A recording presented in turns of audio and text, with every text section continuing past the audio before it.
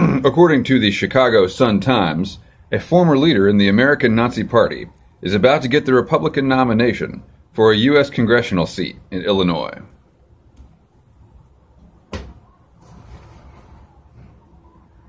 Illinois Nazis. I hate Illinois Nazis.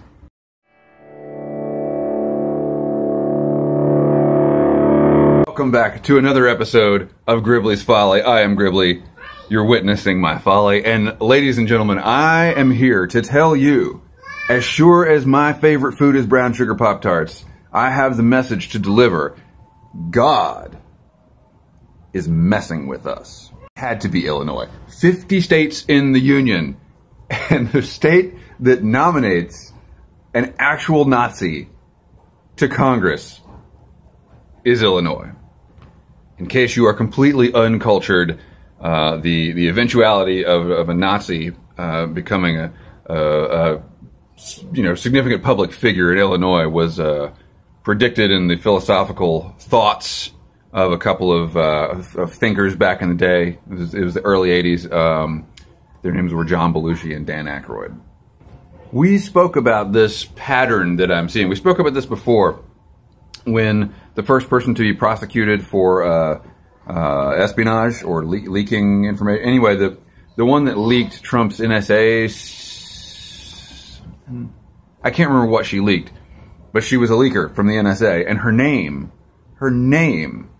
not her like hacker handle, but her name on her birth certificate was Reality Winner. Reality Winner.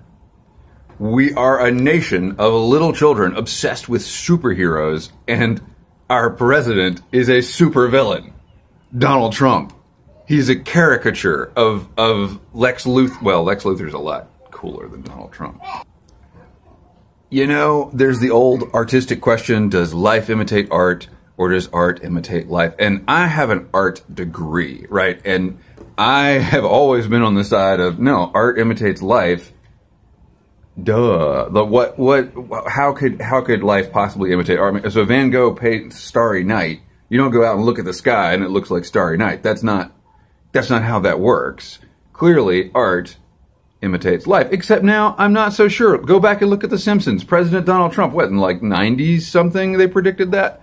I just don't know anymore. So the purpose of this video is to respond to Beerbeard, who left a really good comment on my Sunday Antisocial about prepping, and I asked him why... Alright, kiddo's making weird noises. I asked him why he doesn't prep. He lives in the UK, and I asked him if this is a cultural thing, what's the deal?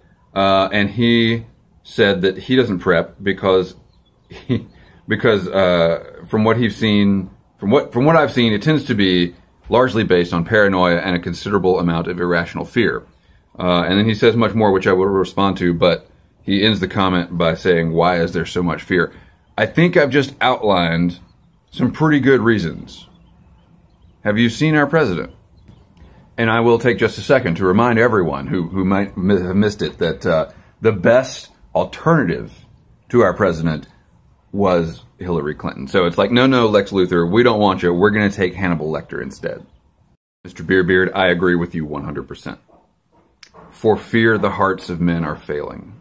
And it's a terrible thing. It's a terrible thing to witness what we're all going through. And the only thing we can do is make stupid jokes about the Blues Brothers, because that's pretty much all that's left. One of them wants dry white toast. The other one wants 4 fried chickens. Oh man, I would post the actual Blues Brothers videos, but I'd get a copyright strike. So you're just gonna have to go look up Blues Brothers, Illinois Nazis, and Diner Scene. You're gonna have to look those up on your own. Sorry, I can't do it for you, Mr. Tance. I know you like to have everything annotated down there in the bibliography below the video, but anyway, let's actually respond to Mr. Beerbeard here. I'm guessing that the perception of American preppers outside of the U.S. is a bit skewed. Maybe not too much, actually. Timber Drifter left a good comment that said, basically all the preppers he knows are people in their high-speed, low-drag finery, their tactical gear, who plan on the shit hitting the fan being some sort of zombie apocalypse or another civil war in which they will just engage in running gun battles where all they have to do is change mags and guzzle energy drinks. I think that's pretty good. You can see it in fora. You can see it in comments on the internet. There are a lot of people out there that flirt with the idea of how great it would be to have another civil war in this country. You can see it. I was a member. I'm just divulging all sorts of things about myself on my channel lately. Let me be careful about this. I was a member of Glock Talk for 13 years. For 13 years, which is a long, in the internet, that is infinity, basically. And I asked to be banned during the 2016 election because so many of these people who I thought were like rational, you know, right-wing libertarian kind of folks turned into a bunch of racist haters. It was crazy to watch. People that I had known for 13 years, or, you know, people whose posts I had read for 13 years. So I was banned. I went to a mod and I was like, hey, what do I got to do to get banned? Because you couldn't actually close your account because Glock Talk shifted ownership or something. There was some shady stuff in there. If you remember Glock Talk, you know what I'm talking about. Anyway, I still read it. And if I had a dime for every time someone said, oh, there's a new civil war coming, I mean, I would be able to buy an AR-15. That is not what I'm about. And that's not what people like Timber Drifter are about, and that's not what any rational person is about. The Civil War was the worst time in American history. Bar none. It was the worst time in American history. And I had family in the Civil War, and my family, you could make the case that my family is still affected by the fact that some of our members decided to fight in this terrible, terrible war. Yes, on the side of the South. Yes, I would count that as part of the terrible effects that we still have. The zombie thing, that is simply people trying to dehumanize others. If you look at Democrats as zombies, or Republicans as zombies, or, you know, Eagles fans as, I mean, of the band, the Eagles, yes, those are zombies. Those people, I don't know what their deal is, but like the football team, the Eagles, you look at them as zombies, look at Patriots fans as zombies. The sad thing is, it's actually a pretty fitting metaphor. And Shaun of the Dead, the zombie movie from many years back, where the lead up to the zombie outbreak teases the zombies by like showing people on the bus that are just kind of out of it. And it's a fitting metaphor because it's very hard in American life not to think that you and yours know what's going on. You're hip to the reality, winner, of things, while the other side is completely brain dead and just following orders from above. I'm told there was a big game last night that part of the news this morning is that the fans of the team that won burned their own city down. That's what happened? I don't follow hockey, so I don't really know.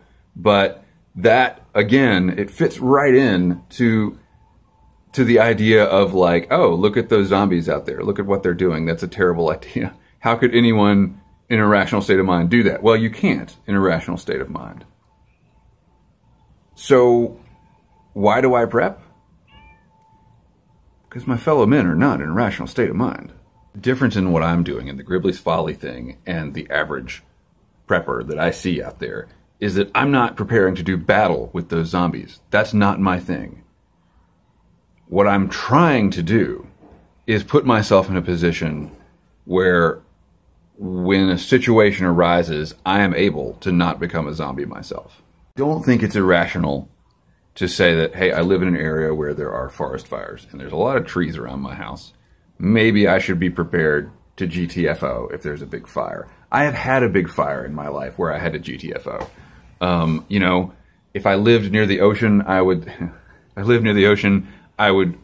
evacuate in a timely manner when there was a freaking storm coming. I don't know why people do that, but you know, I would be prepared to ride out a storm. We have blizzards here. We have, you know, these things. This to me is kind of common sense, and it feels. Beerbeard, you can tell me if we disagree here. It feels to me that if I was not prepared to weather a 3-day blizzard with no power where I'm stuck in my house, if I was not prepared for that, knowing that that happens here, that would be irresponsible for myself and my family and for any rescue workers that might have to come get my sorry ass, and for society in general. I'm just trying to do my part to be somewhat self-sustaining. So is that where we disagree? Because I let me know if you think that's right. I'm genuinely interested in hearing your opinion on that. Then you get to the situation of, I'm prepping for doomsday. I'm prepping for societal collapse, civil war, EMP strike, Yellowstone supervolcano, and I'm going to need at least a year's worth of food, and I'm going to prepare for a society without the rule of law, and on and on and on. I'm not doing that. I'm not doing that. I choose to die in that scenario. And yes, I know that means my 3-year-old son too. I know. But should probably be prepared for what's going on in there. Hang on.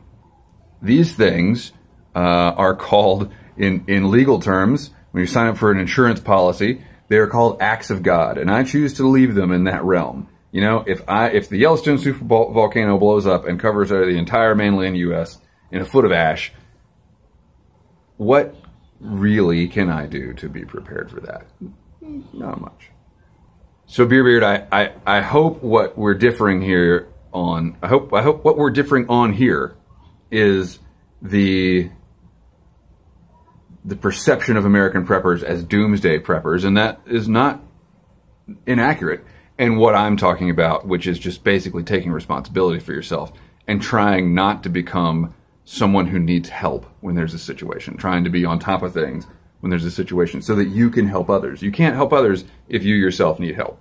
Beerbeard asks, do Americans consider themselves to be under greater threat than anyone else, or do they have a more heightened awareness of potential threats, or are they simply more paranoid?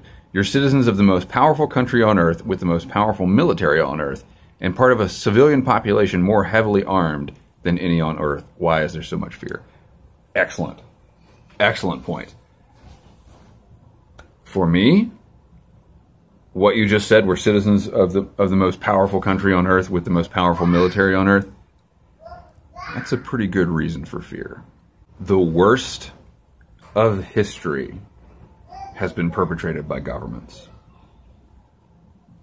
More so than mass die-offs due to volcanoes, tsunamis, whatever. If you want to look at the highest body counts in any situation in history, I mean, you're talking about like Stalin's Soviet Union. If you want to get into body counts per population, Pol Pot. And there are a couple of notable examples in American history where the body counts really exceed anything a reasonable person could justify. Example, back to the American Civil War. Warring American governments killed more people than anything else ever in American history. Ever. It was the scale of the death toll in the Civil War was absolutely apocalyptic. That was with muskets. Like that we didn't have machine. I mean, actually there were fully automatic rotating barrel. Anyway, we didn't, you know, that was before nerve gas. That was before, you know, they call the Civil War the last gentleman's war because the next big war was World War I with all the mustard gas and the trenches and all that. But I don't have to point to just American history. Look at European history. And I think in the 20th century, it's European history that really scares the hell out of me in terms of what my government might do to me. However, again, I'm not preparing to do battle with my government. That's a losing proposition. Anybody that thinks you can run and gun your way through a prepper scenario should just get online and watch videos from Apache gunships in Afghanistan and Iraq. Your AR-15 doesn't matter. Tyranny cannot be resisted. That's why it's called tyranny and not just some asshole boss. I mean, look at Cuba's Castro. Castro's Cuba. Look at look at Chavez's Venezuela. It's not something to be escaped from or to be resisted. It's a condition of humankind, like being the parent of a toddler who is screaming in the other room. Hang on. Okay, to be a responsible parent, I need to call this to a close. I've had a lot of fun making these philosophical arguments, but now I need to go make food items out of Play-Doh.